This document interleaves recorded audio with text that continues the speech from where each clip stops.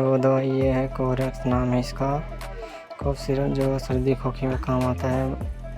तो इनको लोगों ने नशे का एक साधन बना रखा है, जो नशा करते हैं लोग। तो ये अब आजकल मेडिकल में भी छुपा के रखने लगे हैं, छोटे छोटे डॉक्टर्स जो लाचार होते हैं, तो फंसने का डर रहता है उन लोगों को। तो इससे क्या होता है, इससे ज़्यादा अगर ओवरडोज करेंगे, मतलब पूरा बोतल पी जाएंगे, तो इससे नशा चढ़ता है, जिसकी वजह से लोग इसको लेते हैं।